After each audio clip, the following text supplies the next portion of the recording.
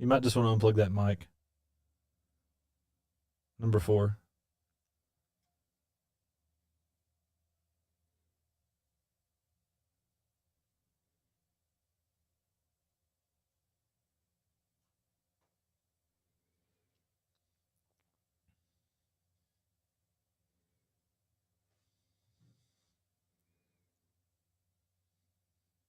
I think we're live, Matt. All right.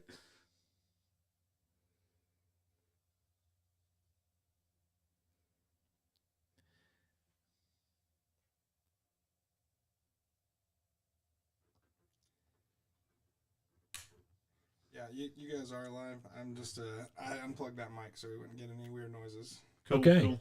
Hey guys, welcome to Fun Flower Fridays. We're doing a little live stream for you. We're going to talk about some of our Friday offerings we had today and a little bit of Mr. Maple updates.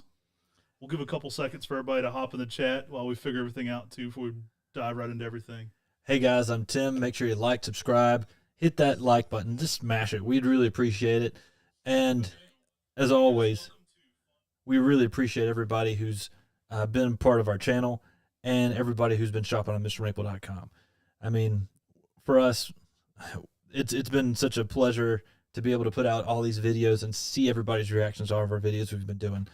Coming up, we've got an open house coming up March 24th, 8 a.m. to 5 p.m., and Saturday, March 25th, 8 a.m. to noon. I mean, an amazing, amazing open house. We love having people at our nursery running around, checking out all the cool plants as they're leafing out. This is one of the very first early spring open houses we've ever had. Yeah, it's actually in 1 month, which is crazy. It's already February 24th. February's ending, and we are headed straight into March. I think it's going to be an early spring, and we couldn't be more excited. We're very much ready for spring here at Mr. Maple.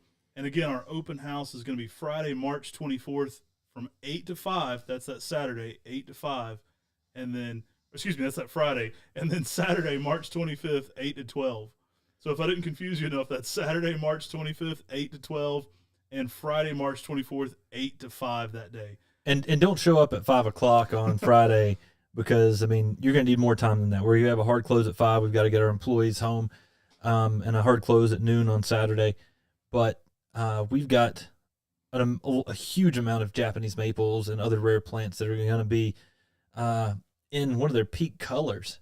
I mean, this is one of the times when you can come see a lot of the spring differences on a lot of these Japanese maples. Yeah, praying for good weather for that day. We are definitely going to be in leaf by that point. I mean, some things will definitely be ready. I think it'll be a really fun, magical time to walk around the nursery and kind of see what's going on. And we just love that camaraderie. We love getting you guys in here to the nursery, showing you around, hanging out with people, and showing you what we're working on here because we're passionate about it and we love being able to show you what we've been working on. I mean, it's the day we get to show off all of our homework. So Brian and Wesley and everybody get excited to just grab some of those collectors and go show them all the new cool stuff. One of the good things about our nursery, though, is everything is under 55% white poly.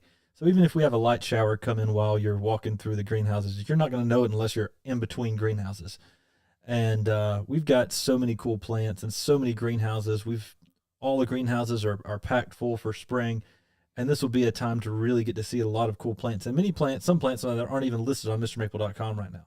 Yeah, I hope you guys are liking more live content. Tim and I's goal is to hop on here at least twice a week and just kind of chat with you guys and find something to go over. So Fun Flower Fridays provides a great chance for us to hop in here in the live stream room and just talk about it. We've got some great podcasts coming up for you guys, by the way. I think you're going to be blown away by some of these interviews we just did. There's some really good live content there. We did a How to Graph podcast, which we're so many podcasts out. I don't even know how far out that's going to be. We did a really fun interview with Billy Schwartz, and I think that one's just going to be one of our most talked about ones of all time. He was Muhammad Ali's contract lawyer, and he gets into just some crazy stuff. I mean, it's a little bit more of a Joe Rogan episode than a Mr. Maple episode, but I think that one's going to be one people are going to be talking about a lot. It's interesting, some of the things he says, and we just let him talk. It's fun to hear people's stories, so it's a good time there. I think you're going to want to catch that one when it airs. It's we might send it into Sports Center. It might have some breaking news in that one. Good morning, Baldo, This Site Now, Bruce, Everaldo, Maple Maniac, Andy, Welcome Jeremy. back, everybody that was in our morning chat talking about how to transplant a Japanese maple too. Appreciate you guys Yeah, swinging back by. Make sure to smash that like button on all live videos. That helps us get our live content out there. So, guys, you probably know we do the 10 at 10, right? So every Tuesday at 10, we had 10 new plants. Every single Tuesday at 10, it's actually 20. You guys know that for sure, especially if you're subscribers to our channel. But often forgot about, and maybe what doesn't get enough focus, is our Fun Flower Fridays. And as we get into spring and we get all the spring color, I plan on getting so much more of our flowering content on camera for you. And yeah, we just want to drop in here and talk about our 10 flowering plants that list every Friday at 10 a.m. Eastern. So that's what Fun Flower Fridays are here on MrMaple.com. Say that 3 times fast. And we've got 10 really cool plants that we want to talk to you about this morning. We'll start out here with Tilia cordata, dwarf weeper. That's a little leaf linden. I remember seeing this plant first at the J.C. Rouse and Arboretum, and it's just a dwarf, slower growing tilia that has sort of that arching habit to it. And it's called dwarf weeper. Sometimes people call it nana, and some people call it pendula. But this plant is just an awesome plant. I mean, the tilias are great for bees, but this one fits in a lot of people's landscapes, not being a really big tree. It's a little more ornamental. And I've seen the people do bonsais of this, and it's pretty amazing. Beekeepers tend to snatch up a lot of our Tilia cordata. I mean, the little leaf lindens are super popular for beekeeping. They're an excellent source of early food for bees, and they're one of those plants that provide a lot of what bees are looking for. So they have a really complete diet for them there. And that's one of the reasons that beekeepers tend to snatch up all the lindens, especially the little leaf lindens. They're just great for that. Now, this is a dwarfer variety at 5 to 6 feet by 7 foot wide, even in 15 years. So it's going to stay a little bit smaller. Tim mentioned it, but sometimes it goes by a pendula nana as well. So a smaller overall one. Now, this is a plant that's going to work zones 3 through 7. So pretty durable there for different zones, but this one's going to work 3 through 7. So for some of you colder area people, a great plant to be growing. Now, one of the things I love that we've always done with our maples is we've offered some of these rare and interesting species maples. Mm-hmm. I mean, we try to get out there and offer these Acer elegantulum, Acer seriolatum, which is the Oliveranum subspecies formosanum, the Pseudosubuldianum wild collected. And those things are really, really cool to us. I mean, being able to offer those maples, especially when you get those provenances and things behind it. Well, this rhododendron we're offering is it's a rhododendron luticens that grows wild in China. And it's kind of crazy because this looks like a rhododendron, almost azalea-like. And all azaleas are rhododendrons, but I mean, this one is just really cool. The leaves sort of point downward. It's got some tips to it. It's got some canary yellow flowers. And the cool thing about this is it's from Yunnan. So, I mean, this is from the same area. If you see Acer campbellii, Mm-hmm. I mean, you'd see this growing out in the wild where Acer campbellii You're is. talking about a plant that's growing at 3,000 feet elevation, so definitely going to work in some of the colder areas. We only listed as zone 7 through 9, but being 3,000 foot elevation, it's probably from a little bit colder than that. I mean, it's even Yunnan and Szechuan, so yeah, it's pretty interesting. Now that actually means yellow, and that describes some of that bright yellow you're going to get in the coloration of this one. It's kind of a buttery light yellow. If you heard our podcast with the Indiana Jones of plant collecting, Right. Douglas Justice. This plant would have been out there while he's out there wild collecting in some of these places in China. Amazing, cool plant that's not found in many places, just like the Yunnan and Szechuan provinces. Mm-hmm. So moving along, we've got Pieris japonica Flamin' Silver. Guys, this is a fun one. It's a personal favorite. This plant is just so funky. It's got it all. I mean, Flamin' Silver, this one's going to work zones 5 through 8. Now, what I like about this one really is more the foliage. The bloom's awesome, and when you can get the bloom in there too, that's great, but I'm a foliage guy, and this foliage is just crazy. I mean, you get this metallic-y, red, pink, it can be so many crazy shades, apricot, over top of variegation. And where you get the new growth, you get that, like, the flaming part. That's where all the fire's coming from, right? And the older growth has this light green on dark green variegated style. I mean, the foliage has ever bit the bloom on this one. You still get a bloom too, which is nuts, but the foliage has ever bit the bloom. And Pierre's japonicas are really cool. At Hillstone Arboretum, our uncle uses a lot of the street species of Pierre's japonica around his gardens. And we actually planted a few different cultivars out there in his gardens because he was already utilizing them to accent the rock work, but also it contrasts so well with the maples. And they seem to do really well where we're at here in Western North Carolina. And so they naturally just make great companion plants with the Japanese maples, but being an evergreen, it adds a little bit extra. And what Flaming Silver does is it adds that extra flair. I mean, this adds that extra pink color when it flushes the new growth. I don't think photos really do it justice. Like, I've tried to get photos of this. Maybe we got to get Brian on this one specifically this spring. But it's so hard to capture how crazy the color actually is. I mean, it is a metallic-y pink red. I didn't know why it was called Flaming Silver, though.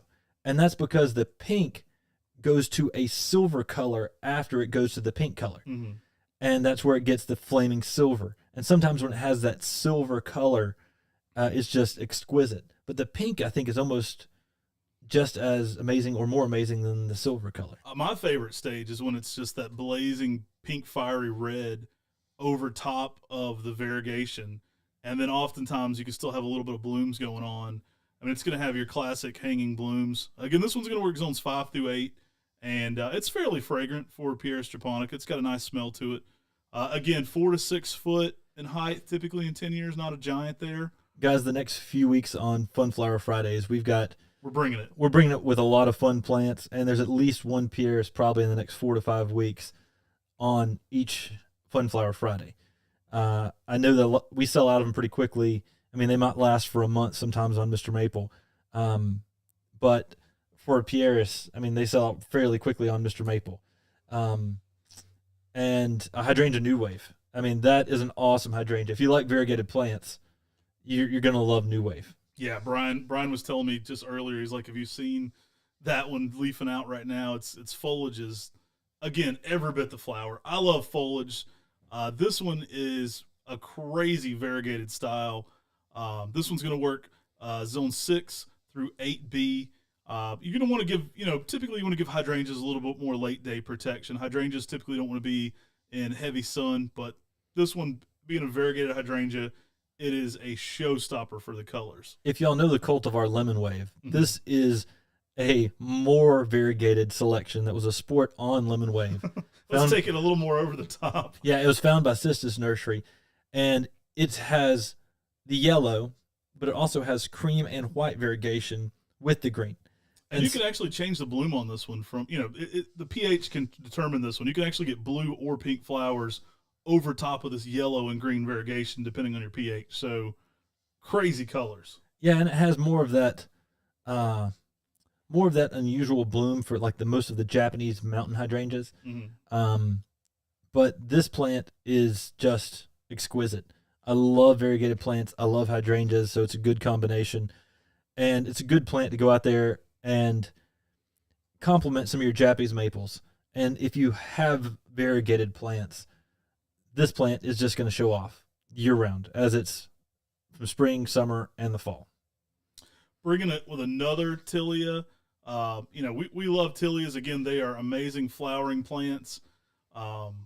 Henry's lime linden tree, Tilia Henriana is a showstopper. This one's going to be 6 through 8. Again, beekeepers love these for the flowers. If you check out our photo on MrMaple.com, you can see one with some excellent flowering going on right now. They're a great source for bee nutrition. Yeah, our photo is by Mike Chalednik, and it was taken at the J.C. Rowson Arboretum. And everybody, whenever they have Tilia Henriana in their garden, they talk about how this has a light fragrance, but one of the sweetest and one of the best fragrances of any of the Tilias. And Tilia Henriana is also one of the latest bloomers of the Tilias. Mm-hmm. So you would just have something extra special out there in the garden. The aroma on this is going to add a lot to the landscape. And the leaf is a little more serrated than some of the Tilia cordatas, but this just makes a good plant out in the landscape that's going to add that extra dimension in the garden. I mean, there's a lot to be said. You've got a lot of Japanese maples. You're not going to get a fragrance out of a Japanese maple. You put a Tilia Henriana out there, and then all of a sudden you add that extra dimension in the landscape with your Japanese maples that are already out there. So awesome, awesome plant. Like I said, there's a gorgeous one of these at the J.C. Rouse and Arboretum. And this, when people have a collection of Tillias, Henriana becomes one of their favorites. Mm-hmm. And again, mostly it's not because of the tree shape. I mean, it has a traditional tree shape, but it's because of that fragrance that this thing adds in the garden. Now this one definitely is going to be more your tree form than that Nana. This one is a 14-footer in 10 years. I mean, we listed as 12 to 14 foot in 10 years. So think of this as more your traditional upright tree form, and awesome accompaniment there, especially for those Tilia collectors. We get a lot of requests to be doing more Tilias from the beekeepers. They were wildly popular last year, and we heard you. We've upped our numbers, and we've upped our varieties too. So for anybody who's just jumping in the live chat, I don't know if you, or if you're watching this live, we're MrMaple.com. We're a mail order business. We specialize in Japanese maples, but on Fridays, we add 10 new fun flowering plants every single Friday at 10 a.m., and we're hitting through some of those plants. We're in Western North Carolina, and we've got an open house Friday, March 24th, 8 a.m. to 5 p.m., and Saturday, March 25th from 8 a.m. to noon.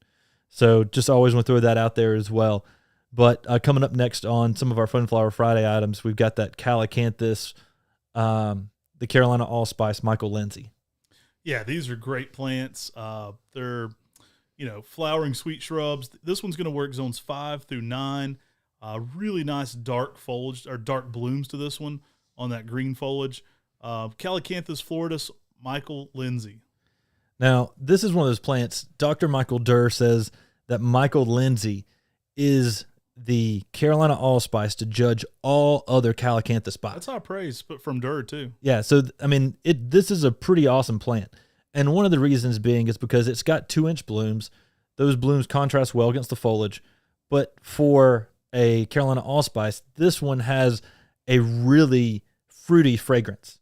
It's got a fragrance that is very sweet, and again, this tree adds that other dimension. This shrub adds that extra dimension out there in the landscape of that fragrance. Mm. So with this one, you get, I love Hartledge wine. What Hartledge wine does, it has bigger blooms, but it's not as fragrant as a Michael Lindsay.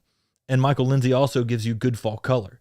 So you get blooms, Mm-hmm. you get extreme fragrance.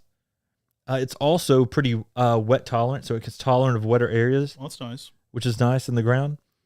But then you get good fall color too. So I mean, it's a great plant all the way around, and is a good hardy tree. Not a giant. We list this one typically at 6x6 in 10 years. And again, this one's going to work anywhere you can grow Japanese maples, typically in zones 5 through 9. So next up, we've got one of the most ornamental trees that I love.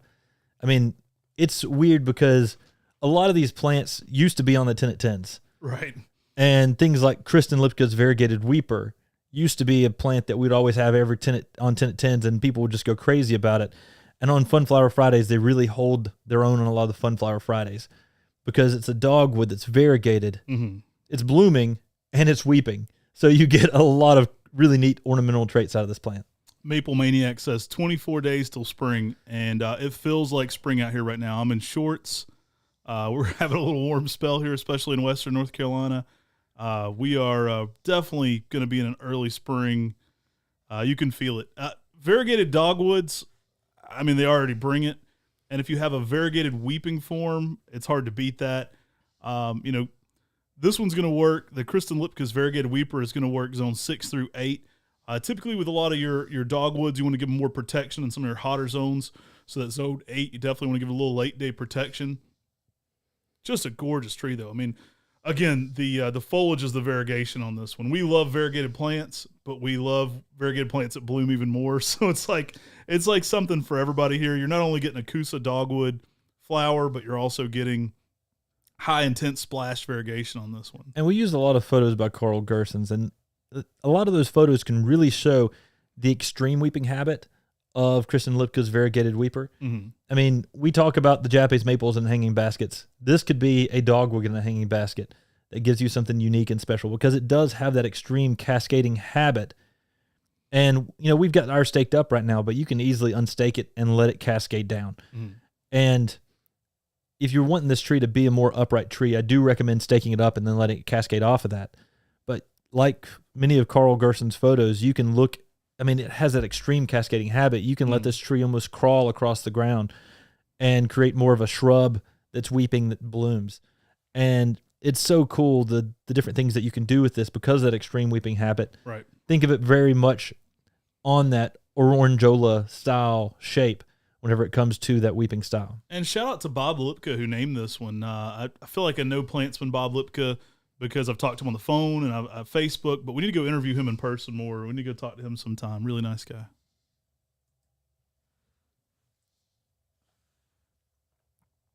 So next up, we've got Corylopsis spicata Golden Spring, also known as Ogon, sometimes known as Aria.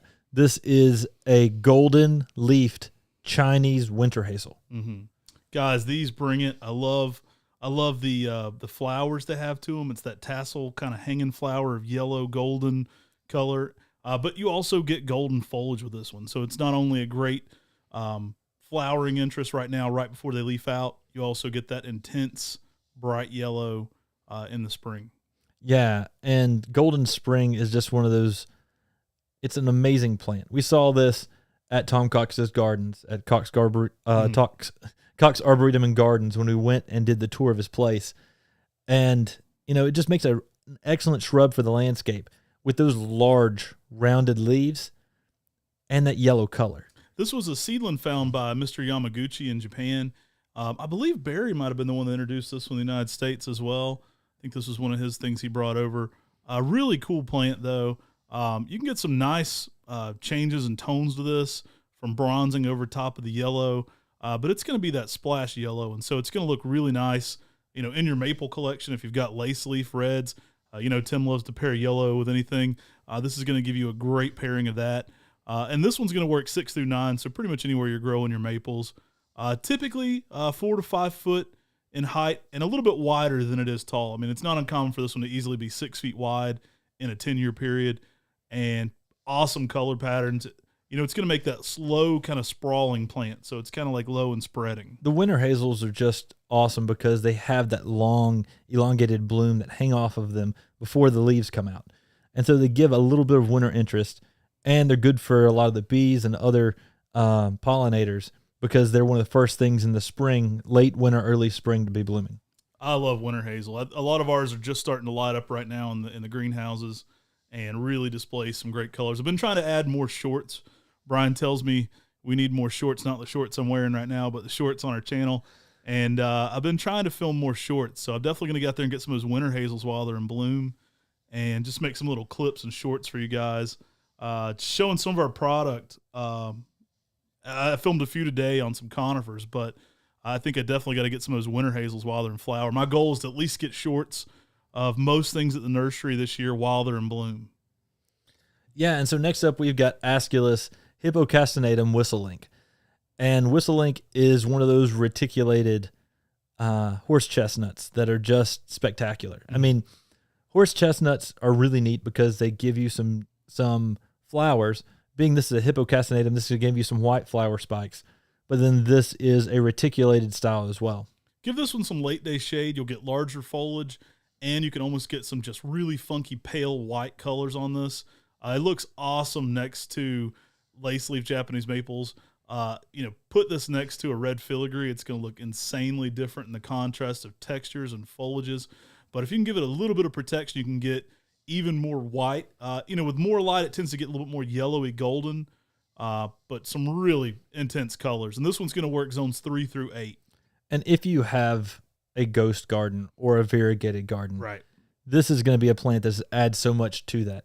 Being having those large horse chestnut leaves. It's like the Ghost series horse chestnut. Yeah, it is. Ghost horse. But an awesome, awesome plant. And the horse chestnuts just add a lot. They're unusual. They're different. They're not as commonly seen out there in the nursery trade, all these different styles of horse chestnut. And that's one of the reasons why we're trying to make many of those available. I know Tony Avent had told us, he said, guys, more people need to be doing some of these Aesculus varieties. And Matt and I have been trying to do our best at making a lot of these unusual styles and unusual selections of horse chestnut and Aesculus available on Mr. Maple.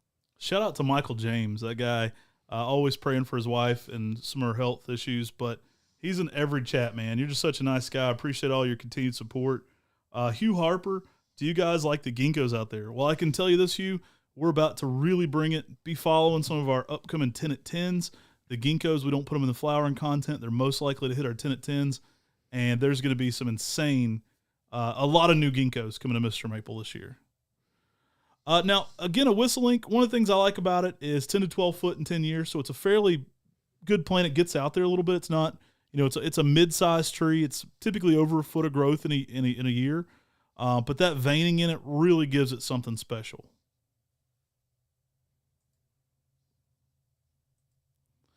And last but certainly not least, on our Fun Flower Friday here, we've got DeSantis cercidifolius ricue.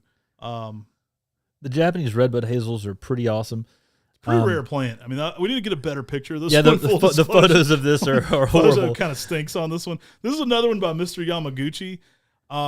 It is a really cool plant. We've definitely got to upgrade our photo game on this. It's so rare, I don't think we have many photos of it.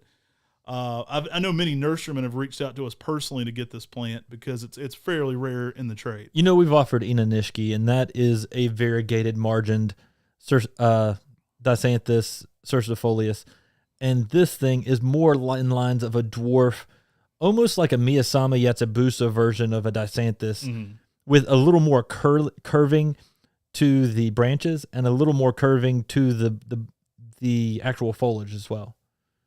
Yeah, it's almost like Shishigashira. We've compared it to that before.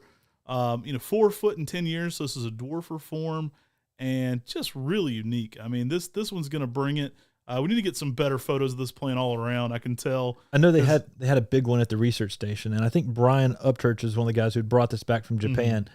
And it's not commonly found in the nursery trade that often, but we've got to get this plant more in production because it is so uniquely different. And I got to get better photos of this because I think the photo's worth 1,000 words, and our photo isn't worth 1,000 words that we're using. Really cool plant, though. I know a lot of nurserymen really hit us up for that one last time it was offered, just because it's pretty rare to find that one.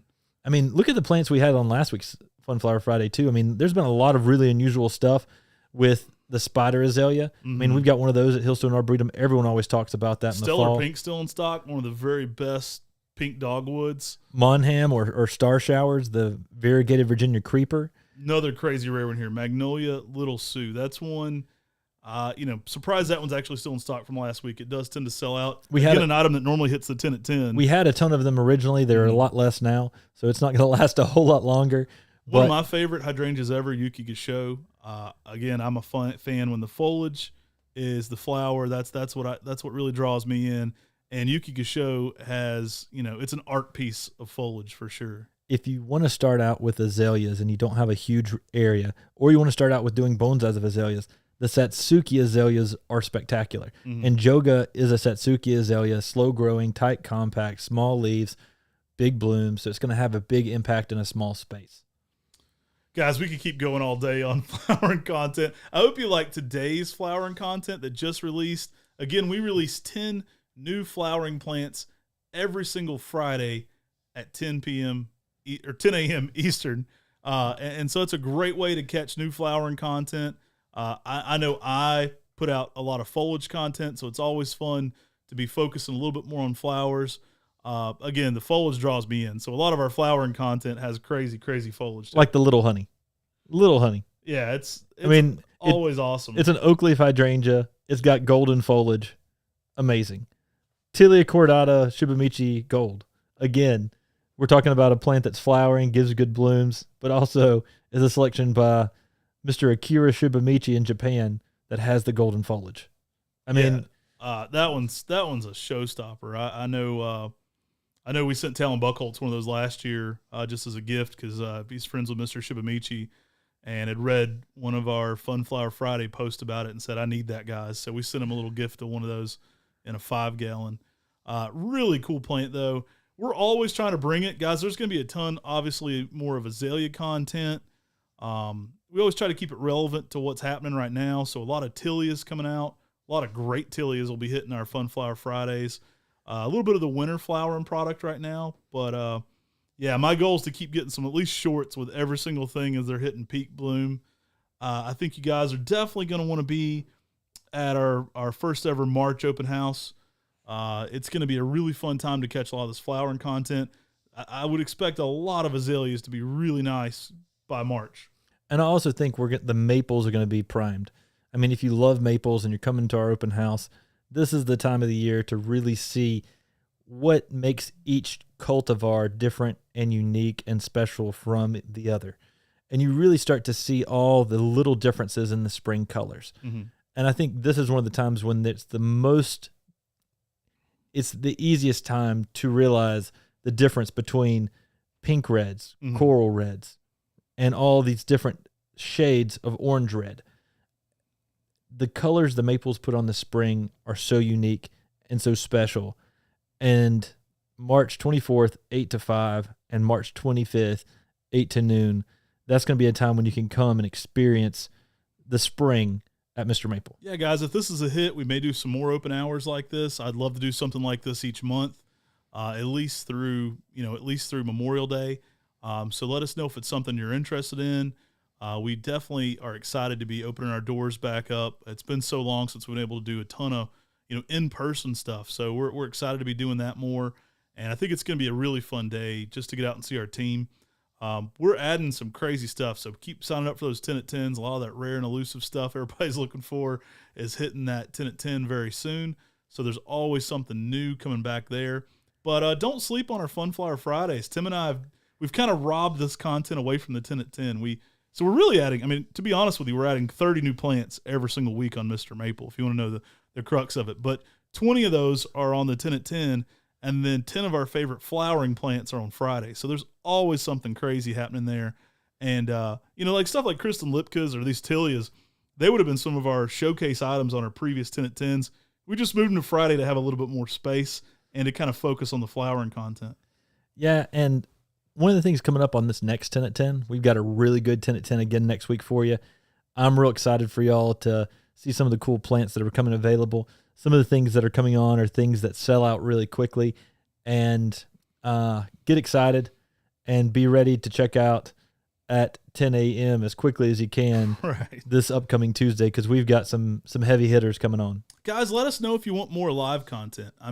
Our awesome team from Corbin and Sean and Brian have been, setting us up so we can do more content like this. We can hop in here, just have these little gardening chats. I like to do this at least once or twice a week if time permits. We're building a ton of greenhouses right now. Hopefully by our open house, we'll have 4 new houses open. If you've been here before, it'll fill in the rest of the new property. Should be completed by then. We've got guys out there cutting boards right now and adding to, and we're hoping to find a couple clear days to cover the last 3 of those houses, and we'll be completely operational here on the new property. So it's been a huge blessing to get that updated. And and if you're not checking out our podcast, definitely go find us on some of your favorite audio platforms.